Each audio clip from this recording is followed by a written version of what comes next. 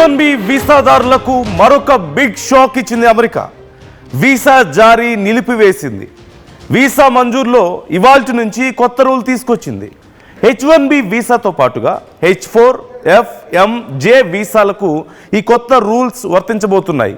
Visa apply చేసే అభ్యర్థుల social media ఖాతాలను అమెరికా ఇమిగ్రేషన్ అధికారులు పరిశీలించబోతున్నారు. We all know social media vetting. Social media ఖాతాల పరిశీలనకు వెట్టింగ్ అనే పేరు పెట్టారు. వెట్టింగ్లో అభ్యర్థుల Facebook, Twitter, Instagram accounts review చేయబోతున్నారు. వీసా కోసం అప్లై చేసుకున్న అభ్యర్థులు సోషల్ మీడియా అకౌంట్స్ సెట్టింగ్స్ మార్చుకోవాలంటూ కూడా ఇప్పటికే ఆదేశాలు జారీ చేశారు. ప్రొఫైల్స్ పబ్లిక్లోకి మార్చుకోవాలంటూ ఇమిగ్రేషన్ శాఖ పేర్కొంది. సోషల్ మీడియాలో అనుమానాస్పద పోస్టులు ఉంటే వీసా రిజెక్ట్ చేస్తారు. అమెరికా భద్రత కోసమే వెట్టింగ్ ప్రక్రియ చేపట్టామంటూ ఇమిగ్రేషన్ శాఖ చెప్తోంది. అమెరికాకు వచ్చేవారు దేశానికి హాని చేయరని నమ్మితేనే వీసా జారీ చేస్తారు.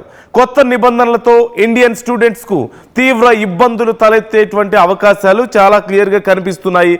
ఇక్కడ రెండు విషయాల గురించి మనం క్లియర్గా మాట్లాడుకోవాలి. First thing is social media vetting and second one is Prudential visa revocation. So మొదటిది సోషల్ మీడియా వెట్టింగ్ మనం చాలా సందర్భాల్లో డిస్కస్ చేసాం. మనందరికీ ఇప్పటికే కొంత ఐడియా ఉంది. సోషల్ మీడియా వెట్టింగ్ అన్నప్పుడు మీ సోషల్ మీడియాని అక్కడే అధికారులు చెక్ చేస్తారు. అంటే మీ ఐడి పాస్వర్డ్ తీసుకొని మీ మెసేజెస్, మీ పర్సనల్ డీటెయిల్స్ ఏమీ చూడరు వాళ్ళు. మీ ప్రొఫైల్స్ని పబ్లిక్లో ఉంచాలి. జనరల్గా మనం ఇన్స్టాగ్రామ్, ఫేస్బుక్ లాంటివి ప్రైవేట్ పెట్టుకోవడానికి అవకాశం ఉంటుంది కాబట్టి, అంటే అవి లాక్ చేసి ఉంటాయి. ఎవరైనా సరే ఫ్రెండ్ రిక్వెస్ట్ పెట్టినా, మనల్ని ఫాలో అయినా మనం యాక్సెప్ట్ చేస్తే తప్ప వాళ్ళు మన ప్రొఫైల్ని చూడడానికి అవకాశం ఉండదు. సింపుల్గా మన అందరికీ తెలిసిందే, వి ఆల్ డూ దట్. కొన్ని ప్రైవేట్ పబ్లిక్లో ఉంటాయి. అలాంటప్పుడు they don't need to send friend request or they don't need to follow us. డైరెక్ట్గా మన ప్రొఫైల్ చెక్ చేసుకోవచ్చు వాళ్ళు. సో ఇప్పుడు అధికారులు అడిగేది ఏంటి అంటే మీ ప్రొఫైల్స్ని పబ్లిక్లో ఉంచండి, ప్రైవేట్ పెట్టకూడదు. ఎవరైతే ఈ వీసాస్కి అప్లై చేసుకుని ఉన్నారో వాళ్ళు, సో వాళ్ళ ప్రొఫైల్స్ని అధికారులు చెక్ చేస్తారు. అమెరికా భావజాలానికి ఏదైనా వ్యతిరేక భావజాలం ఉన్నా, ఏదైనా మనకి క్రిమినల్ బ్యాక్గ్రౌండ్ ఉన్నా, లేకపోతే రెచ్చగొట్టేటువంటి ప్రజల్ని కొన్ని గ్రూప్స్ని రెచ్చగొట్టేలా మనం ఏదైనా గతంలో యాక్టివిటీస్ చేసినా, లేదంటే అలాంటి యాక్టివిటీస్కి సంబంధించిన పోస్టులు షేర్ చేసినా, మన వల్ల అమెరికాకి ఏదైనా నష్టం జరుగుతుందని భావించినా మనకి వీసా ఇవ్వరు. It's very simple. లేదు అంతా క్లియర్గా ఉంది, గొడవ లేదు, వీసా ఇచ్చేస్తారు.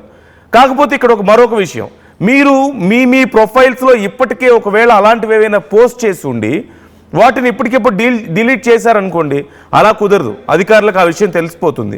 మీరు రీసెంట్గా చేసినటువంటి యాక్టివిటీ మొత్తం వాళ్ళ దగ్గర ఉంటుంది. అలాగని వాళ్ళేమి మీ మెసేజెస్ చూడరు, మీ మెసెంజరు లేకపోతే మీ మెసేజెస్ అన్ని ఓపెన్ చేసి వాటిని చదవడం, పర్సనల్ ఇన్ఫర్మేషన్ ఏమీ యాక్సెస్ చేయరు. కేవలం పబ్లిక్కి ఏదైతే యాక్సెసిబిలిటీ. సో మీరు అప్లై చేసుకున్నారా? కామెంట్ చేయండి. మీకు ఏదైనా సమస్య వచ్చిందా? మీకు తెలిసిన వాళ్ళకి సమస్య వచ్చిందా? మీరు అప్లై చేసుకోవాలనుకుంటున్నారా? And how are you understanding all this process? Try to comment your opinions. Colleague Sachin join అవుతున్నారు. మా కొలీగ్ సచిన్, ఏంటి గందరగోళం? ఇప్పటికే సోషల్ మీడియా వెట్టింగ్ అన్నారు, ఇప్పుడు మళ్ళీ కొత్త సమస్యలు సృష్టిస్తున్నారు. చాలా వీసాలు క్యాన్సిల్ అయిపోయాయి. ఈ ప్రొడెన్షియల్ వీసా రివోకేషన్ ప్రాసెస్ ఒకటి మళ్ళీ కొత్తగా వచ్చింది. ఏం జరుగుతుంది అసలు? ఎందుకు ఈ గందరగోళం అంతా? Is this just a normal process, లేదంటే ఎలా చూడాలి దీన్ని అసలు? తెలుగులో సామెత ఉంటుంది నందు, శతకోటి దరిద్రాలకు అనంతకోటి ఉపాయాలని చెప్పి మాట్లాడుకుంటూ ఉంటారు. బహుశా ట్రంప్కి ఏదైనా ఒక నెగిటివ్ ఆస్పెక్ట్ కనిపిస్తుందంటే, అంటే ఒకవేళ ఆ దేశంలో ఏదైనా జరిగితే దాన్ని పట్టుకొని తనకి అనువుగా మార్చుకోవాలి. తనకు అనువుగా మార్చుకోవాలనేది మాత్రమే వెళుతున్న సందర్భంగా ప్రస్తుతం మాట్లాడుకుంటున్న క్రమం. సో ఇప్పుడు కనుక ఈ సోషల్ మీడియా వెట్టింగ్ కారణంగా ఒకవేళ ఏమైనా ఇంపాక్ట్ చూపిస్తే అది పెను ప్రభావం చూపించే అవకాశం ఉంటుంది. ఎందుకంటే H1B వీసా అప్లికేషన్స్ గురించి మాట్లాడుకున్నప్పుడు వెట్టింగ్ అనేది ప్రారంభించిన అమెరికా ప్రభుత్వం.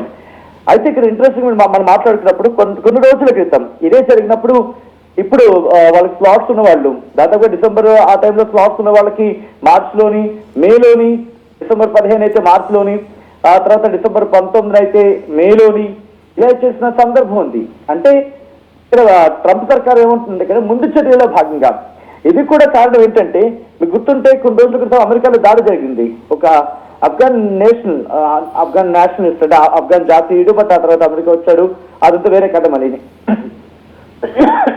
ఆ వ్యక్తి దాడి చేసిన కారణంగా ఇటువంటి ఏది ఉండకూడదు ఇంకా. అంటే సోషల్ మీడియా వెట్టింగ్ సరిగ్గా జరగలేదు. ఒకవేళ సరిగ్గా జరిగి ఉంటే కనుక అటువంటి వ్యక్తులు వచ్చి ఉండేవాళ్ళు కాదు. అంటే అక్కడ ప్రతికూల పరిస్థితులను కూడా తనకు అనుకూలంగా మార్చుకున్నాడు అంటే అర్థం చేసుకోవచ్చు వాట్ ట్రంప్ మీన్స్ అనేది. ట్రంప్ అంటే ఏంటో ట్రంప్ అని అక్కడ అర్థం చేసుకోవచ్చు ఈజీగా. అయితే ఇక్కడ మాట్లాడుకున్న సందర్భంలో ఇప్పుడు అడ్వాన్స్ ఇంకా ఏం చేస్తుందంటే H1B వీసాస్ ని H4 వీసాస్ ని ప్రుడెన్షియల్ రద్దు అనేది చేయడం జరుగుతోంది.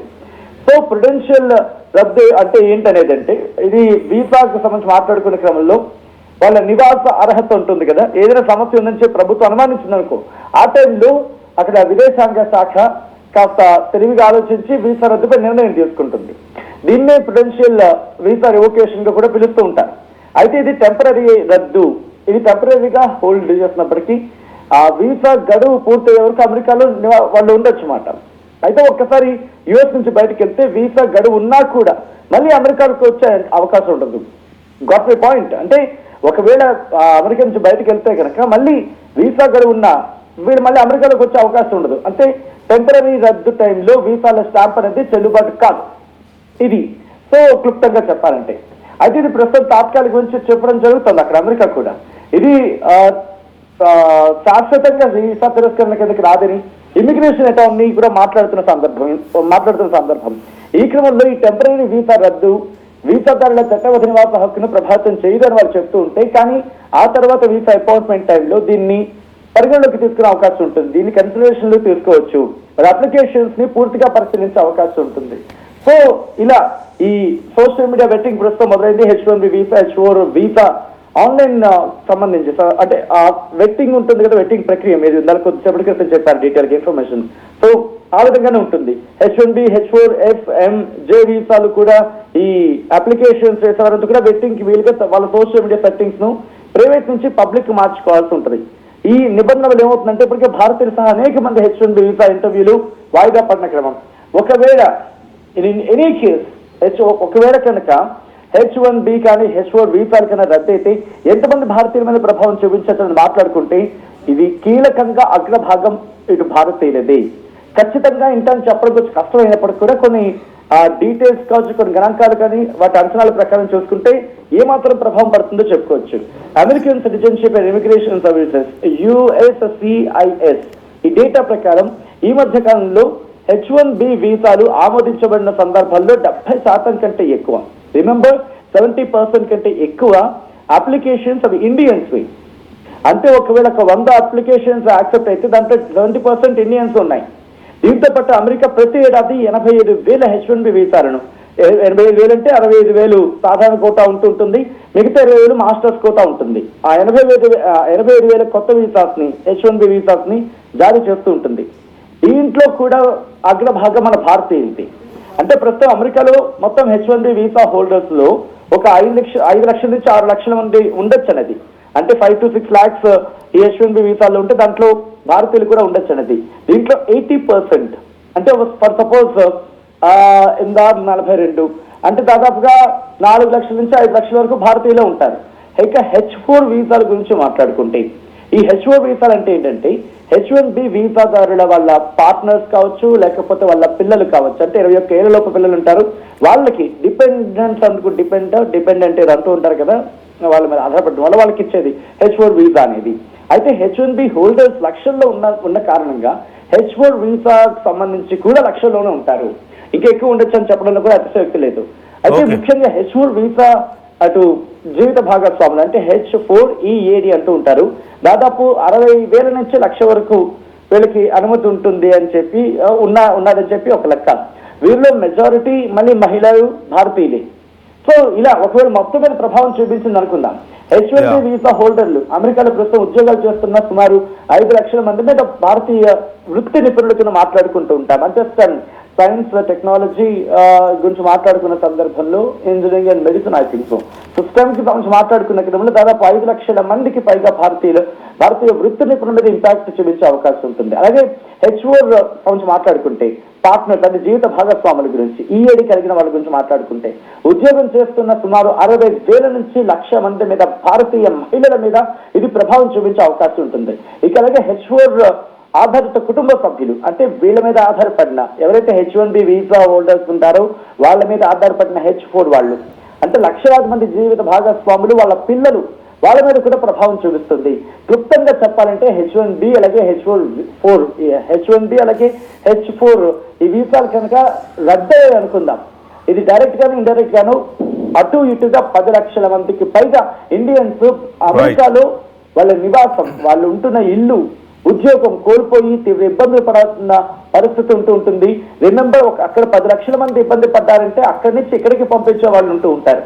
అక్కడి నుంచి మన భారతీయులు అంటే ఇక్కడ ఉన్న తల్లిదండ్రులకి వాళ్ళు పంపిస్తూ ఉంటారు, వాళ్ళ మీద ప్రభావం చూపిస్తుంది. కాబట్టి ఇది కేవలం అక్కడికి మాత్రమే పరిమితం కాదు. ఒకవేళ ఇది కనుక అఫ్కోర్స్ ఇది టెంపరీ అంటున్నారు, ఇది చూస్తూ ఉంటే ప్రొలాంగ్ అయ్యే అవకాశం ఉందంటే కనుక బిగ్గెస్ట్ క్వశ్చన్ మార్క్. ఎందుకంటే జరిగిన పరిణామాలు బట్టి చూస్తూ ఉంటే కనుక ఇంకా స్ట్రింజెంట్ యాక్షన్ లోకి ట్రంప్ దిగే అవకాశం ఉందని చెప్పి మాట్లాడుకుంటున్న తరుణం. కాబట్టి ఒకవేళ ఇంకా గట్టిగా ఈ వెట్టింగ్ అనేది చేస్తే మేబీ ఇది ఒక ఎక్స్టెండ్ అయితే కనుక భారతీయుల మీద ఇంపాక్ట్ చూపించే అవకాశం ఉంటుంది. ఇప్పటికీ ట్రంప్ ఎప్పుడు ఎక్కడ ఎలాంటి నిర్ణయం తీసుకున్నారని చెప్పి బిక్కుమంటూ బతుకుతున్నారు అక్కడ భారతీయులు. అంటే అతిశక్తి కాదని చెప్పుకోవాలి నందు.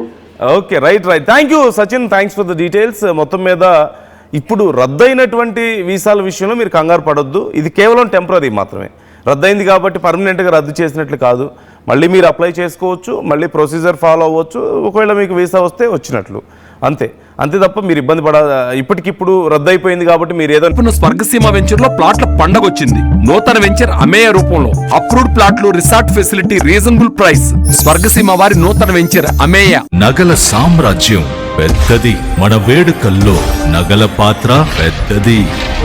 నగల్లో మన సంప్రదాయం అది పెద్దది. అదే విధంగా నగలు కొనేటప్పుడు మీ సేవింగ్స్ కూడా ఇకపై పెద్దగా ఉంటుంది. అన్ని నగల తరుగును ముందు కన్నా ఇంకా తగ్గించాం. ఈ తక్కువ తరుగును చూస్తే వెంటనే నగలు కొనేస్తారు. డైమండ్ జ్యువెలరీ ధరలు కూడా పెద్ద లెవెల్లో తగ్గించాం.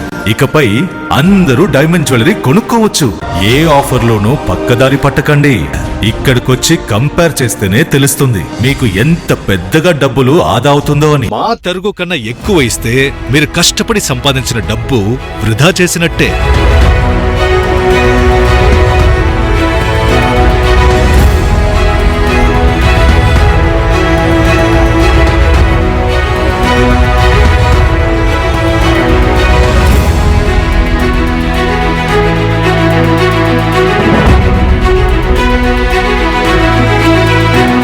లలితాలో నగలు కొనండి, ఎక్కువ డబ్బులు ఆదా చేయండి. జలుబు, తలనొప్పి, మోకాళ్ల నొప్పులు మరియు నడుము నొప్పి వీటన్నిటికీ ఒక ఆయుర్వేద ఉపశమనం శాస్త్రీ బామ్.